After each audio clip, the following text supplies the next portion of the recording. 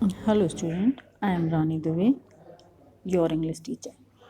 Today we are going to study subject English grammar. Chapter 3 name is the noun. So open your book.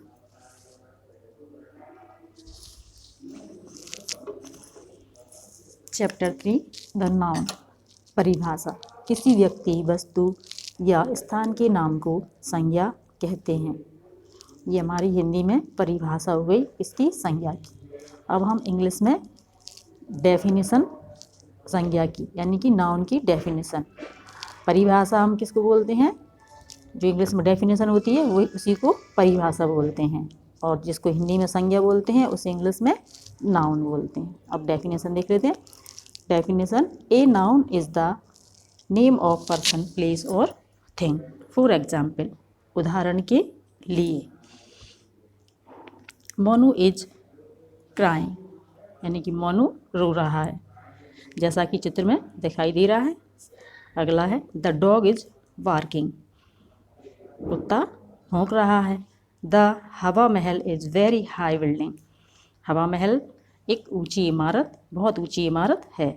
This is a car, यह एक car है। आपने देखा यहाँ मोनू एक व्यक्ति यानी कि पर्सन का नाम है, डॉग एक पशु यानी कि एनिमल्स का नाम है, एनिमल का नाम है। हवा महल एक स्थान यानी कि प्लेस का नाम, और कार एक वस्तु का नाम है। अतः ये सभी वस्तुएं क्या हैं? नाउन। नाउन की परिभाषा क्या है या डेफिनेशन क्या है? किसी कोई भी पर्सन हो, एनिमल हो या प्लेस हो या थिंग हो, उसके ही नाम को हम नाउन कहते हैं।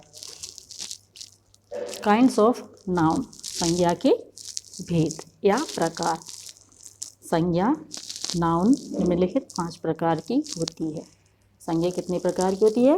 5 प्रकार की। नंबर 1 प्रॉपर नाउन, यानी कि व्यक्तिवाचक संज्ञा। सेकंड कॉमन नाउन, यानी कि जातिवाचक संज्ञा। नंबर 3 कलेक्टिव नाउन, यानी कि समूहवाचक संज्ञा।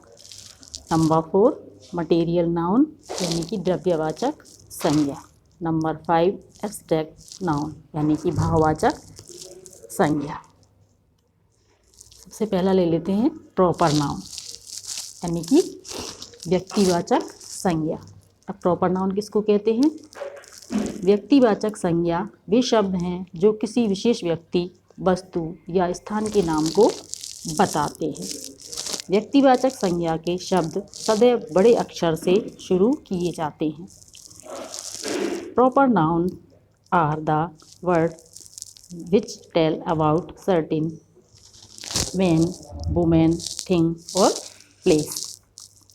इसमें हमको क्या याद रखना है कि इसके जो संज्ञा के शब्द होते हैं वो सदैव बड़े अक्षर से शुरू होते हैं, यानी कि कैपिटल लेटर का जो पहला वर्ड होता, वो पहला उसका जो अक्षर होता है वो कैपिटल लेटर से शुरू होता है। और उसमें क्या होता है, जो विशेष कोई व्यक्ति है, विशेष कोई वस्तु है या स्थान है, उसके नाम को वो बताते हैं। For example, turn the page. The Taj Mahal is a beautiful building. Second, the Ganga is a holy river. Number 3 Mumbai is a big city in India. And 4 Arjun is boy. इसमें क्या है, जैसे ही हमको दिखाई दे रहा है, कलर जो ब्लू कलर से छपे हुए जो अक्षर हैं, शब्द हैं, वो क्या है? प्रॉपर नाउन है। जैसे कि ताजमहल, ये एक विशेष स्थान है। इसी तरह से गंगा एक पवित्र नदी है हमारी, मानी जाने वाली सभी नदियों में पवित्र मानी जाती है और सबसे बड़ी मानी जाती है, यानी कि ये विशेष है। इसी तरह से मुंबई शहर है, ये हमारा ट्रेड सेंटर एक तरह से। और इस तरह से अर्जुन इज़ ए बॉय, जो नाम दिया हुआ है उसका कि कौन सा लड़का अर्जुन है, उसी लड़के के बारे में बात हो रही है, यानी कि ये विशेष नाम है, इसलिए ये हमारे प्रॉपर नाउन कहलाते हैं। सेकंड कॉमन नाउन, यानी कि जातिवाचक। जो नाम किसी एक ही जाति के प्रत्येक व्यक्ति, स्थान व वस्तु को दिया जा सके उसे जातिवाचक संज्ञा कहते हैं। A name given to every person, place और thing is called common noun. For example, उदाहरण के लिए, जैसे कि Deepa is a beautiful girl, we are reading our book, Rohan is a student, Yamuna is a holy river. इसमें जो ब्लू कलर से आपको जो वर्ड दिखाई दे रहे हैं, ये हमारे क्या है, कॉमन नाउन। जैसे कि लड़की है, स्टूडेंट है, किताब है और नदी है, ये सब क्या है, कॉमन नाउन के उदाहरण हैं।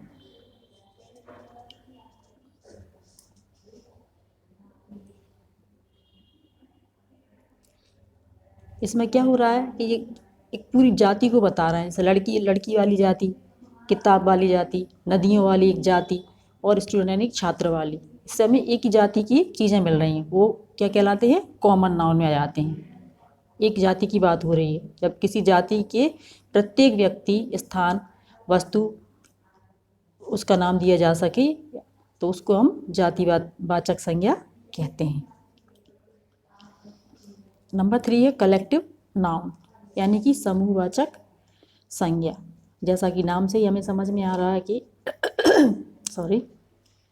समूह होता है, एक ग्रुप टाइप। संज्ञा के ऐसे नाम जिनसे व्यक्तियों, स्थानों या वस्तुओं के समूह का बोध होता है, समूहवाचक संज्ञा कहलाते हैं।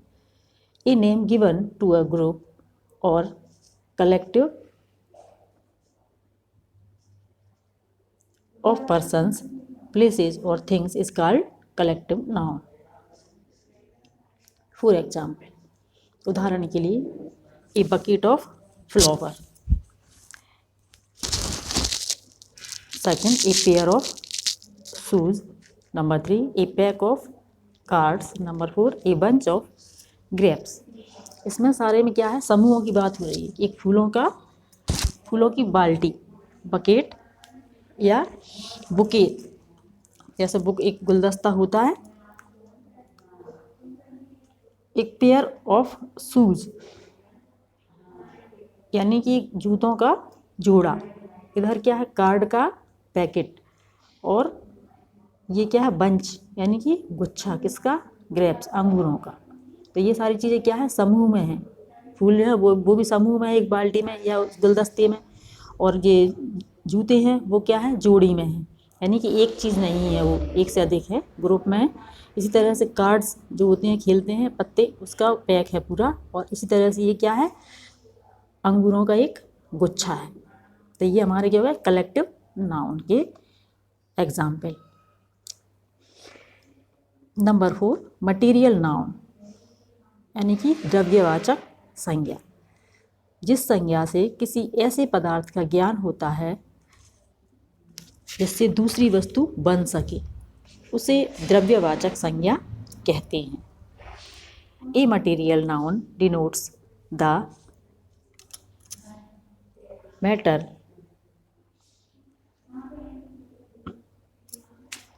और substance of which things are made.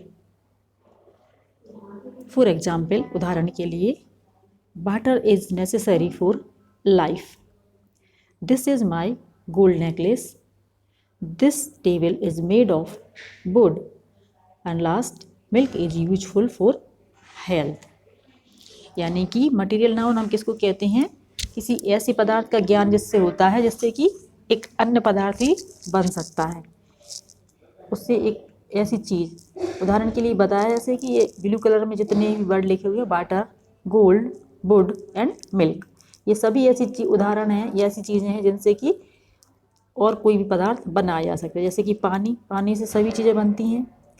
खाने का जो भी सामान बनता है अधिकतर पानी उसमें ऐड किया जाता है। बर्फ़ हो, आइसक्रीम हो, और या कुछ भी खाने की और चीज़ें हों, तो उससे दूसरी चीज़ भी बनती है।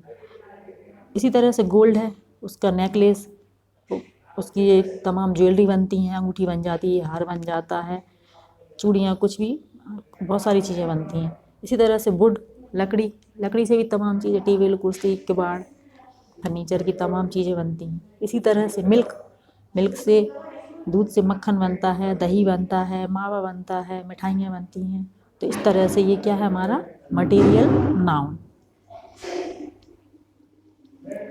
लास्ट एब्स्ट्रैक्ट नाउन यानी कि भाववाचक संज्ञा। भाववाचक संज्ञा उन वस्तुओं को कहते हैं जिसे हम ना देख सकते हैं और ना छू सकते हैं, केवल उन्हें महसूस कर सकते हैं। Abstract noun are those nouns which express feelings of heart. We can neither see nor touch them, but can only feel them. हम उनको सिर्फ महसूस कर सकते हैं। फॉर एग्जाम्पल, उदाहरण के लिए, जैसे हम टच ना कर सकें और ना ही उसको देख सकते हैं, ना छू सकते हैं, सिर्फ हम उसको महसूस कर सकते हैं, फीलिंग आती है हमको उस चीज़ की, उसको हम एब्स्ट्रैक्ट नाउन कहते हैं। उदाहरण देखिए उसके, दे बर्स्ट इनटू लाफ्टर, वो हंसी में फूट पड़े, यानी कि हंस के क्या होगा, लोटपुट हो गए। और he lost his father in childhood, उसने अपने पिता को बचपन में ही खो दिया। थर्ड है the soldiers showed great bravery, सिपाहियों ने बहुत ज़्यादा क्या दिखाई, बहादुरी, ग्रेट बहादुरी, बहादुरी का परिचय दिया। लास्ट है honesty is a great virtue, यानी कि ईमानदारी एक विशेष गुण है, एक महान गुण है। तो इसमें ये नीले आपको वर्ड दिखाई दे रहा है, लाफ्टर है, हंसी है, तो उसको हंसने वाला व्यक्ति हमको दिखाई देता है, हंसी को हम नहीं देख सकते, उसको सिर्फ हम महसूस कर सकते हैं कि ये हंसी है, हंस रहा है। हम जो हंसने वाला व्यक्ति दिखाई देता है लेकिन हंसी दिखाई नहीं देती, उसे हम समझ सकते हैं। इसी तरह से चाइल्डहुड यानी कि बचपना, हम सभी कहते हैं बचपने में ऐसा हुआ, बचपन था जा, तो बचपन को हमको दिखाई नहीं देता। किसी छोटे बच्चे को हम देख के बोल देते हैं कि उसका बचपन है, लेकिन हमें बचपन तो दिखाई नहीं देता है ना, बच्चा दिखाई देता है। इसी तरह से ब्रेवरी यानी कि बहादुरी, यदि कोई बहादुर व्यक्ति है तो हमें वो व्यक्ति दिखाई देगा बहादुरी का काम करता हुआ, उसकी बहादुरी हमको दिखाई नहीं देती, हम उसको फील कर सकते हैं कि ये बहादुरी का काम कर रहा है। इसी तरह से ऑनेस्टी, यदि कोई व्यक्ति ईमानदार है, वो बार बार कोई अच्छा काम करेगा ईमानदारी का, तो हम बोलते वो तो बहुत ईमानदार है। जैसे आपकी कोई चीज़ गुम गई और उसने उठा के दे दी, और आप जब मिलते हो तो वो देता है कि आप भूल गए थे, आपकी पड़ी हुई मुझे मिल गई थी, तो उसकी ईमानदारी आप समझ सकते हैं। लेकिन ईमानदारी को हम देख नहीं सकते, हम उस व्यक्ति को देख सकते हैं जो हमको चीज़ देता है। तो ये ऐसे गुण हैं जिन्हें हम फील कर सकते हैं, और वो हमको ना तो हम उसको छू सकते हैं और ना ही वो हमें दिखाई देती है, ओनली हम फील करते हैं।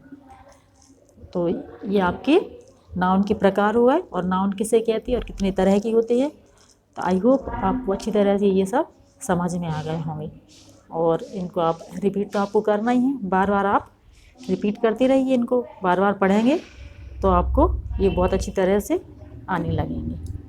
Thank you.